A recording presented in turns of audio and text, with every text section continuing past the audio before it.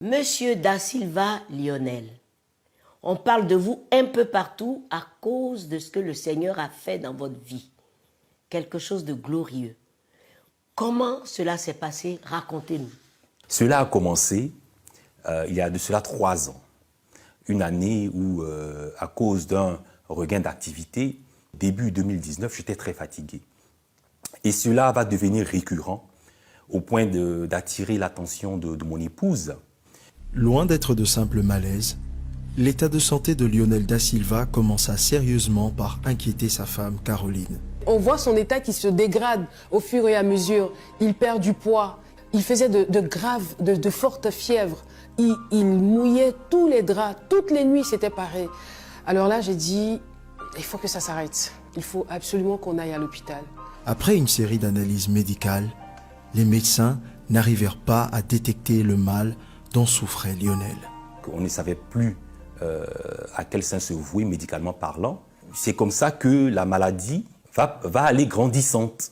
Je vais commencer à avoir des symptômes de sueur nocturne. Je vais commencer à avoir les extrémités de mes membres qui deviennent noires. Je vais commencer à avoir des difficultés à me déplacer. À l'occasion d'un coup de fil passé par ma sœur qui est en Europe, ma femme va commencer à égrener les symptômes qui étaient les miens. Et c'est comme ça que dans son environnement, il y avait un médecin qui entendait et à qui ça fait tilt. Et il a dit, mais les symptômes que vous égrenez, madame, me ramènent à quelque chose. Est-ce que je peux voir les relevés médicaux? Et c'est alors que ma femme lui a envoyé les photos par WhatsApp, je le signale. Et c'est sur les photos envoyées par WhatsApp que ce médecin va s'exclamer et demander à ce que je vienne sur le champ, je vienne en France pour des examens plus poussés.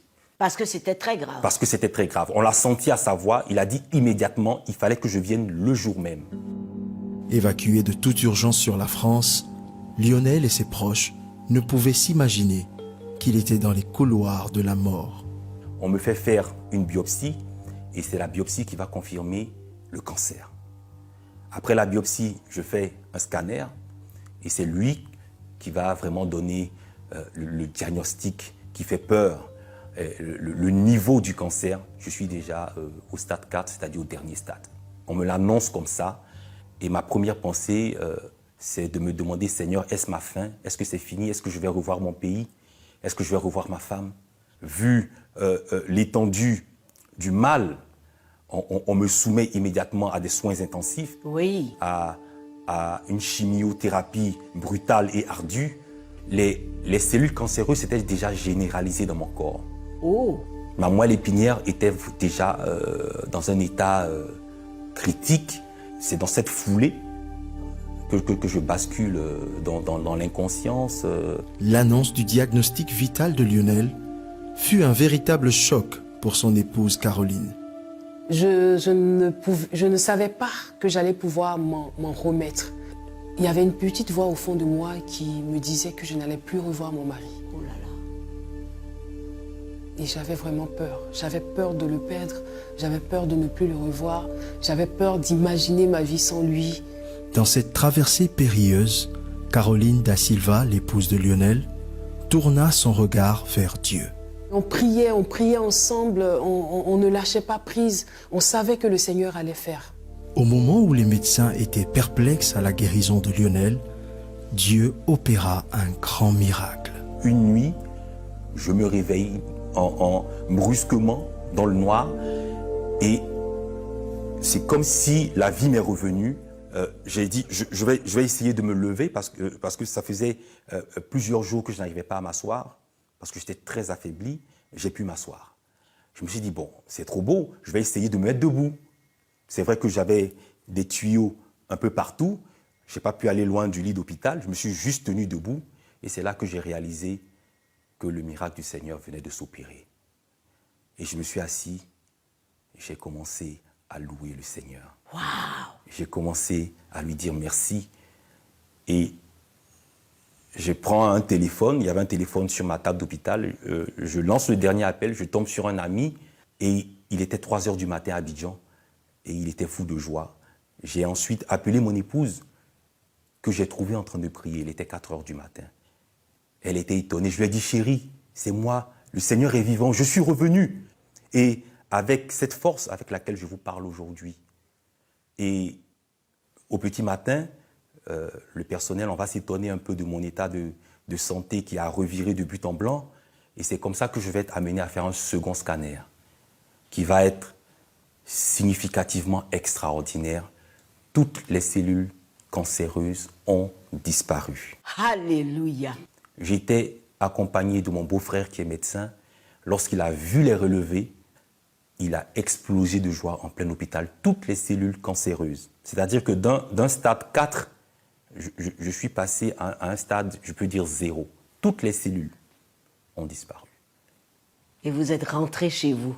Je suis rentré chez moi dans la louange et l'allégresse, pouvoir resserrer mon épouse dans mes bras et lui dire que je l'aime. Ça a été grandiose. Aujourd'hui, Lionel da Silva est complètement guéri et témoigne partout sa reconnaissance à Dieu. J'ai un verset qui me vient en tête, c'est Jean 5 au verset 21, où le Seigneur dit « Comme le Père ressuscite les morts et donne la vie, ainsi le Fils donne la vie à qui il veut. » Et je veux dire merci au Seigneur. Il est vraiment le Dieu de l'impossible. Il est vraiment celui qui n'abandonne jamais. Lorsque tout abandonne, le Seigneur Jésus est fidèle. Il n'y a que Jésus-Christ seul qui pouvait faire cela. Il n'y a que le Seigneur Jésus seul, car le prix avait déjà été payé pour la guérison, non seulement de Lionel, mais pour la vôtre. Là où tu es assis en ce moment, ayant vu comment Dieu a opéré ce miracle dans la vie de Lionel, reçois ta part de guérison maintenant même. Au nom du Seigneur Jésus-Christ, je prie pour tous ceux qui sont malades, qui suivent cette émission, qui suivent ce témoignage. Dieu, tu n'as pas changé. Tu es le même hier, aujourd'hui, éternellement. Tu guéris à distance comme tu guéris de près. Seigneur, étends ta main.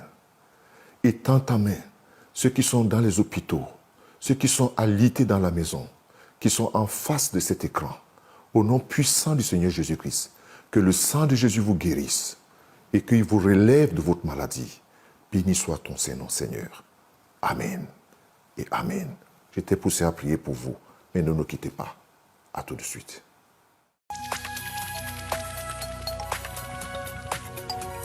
Si vous avez des questions spirituelles, des besoins de prière ou même si vous avez besoin de conseils, n'hésitez pas à nous contacter aujourd'hui au numéro suivant. Nos conseillers sont là pour vous aider. N'oubliez pas, nous sommes là pour vous.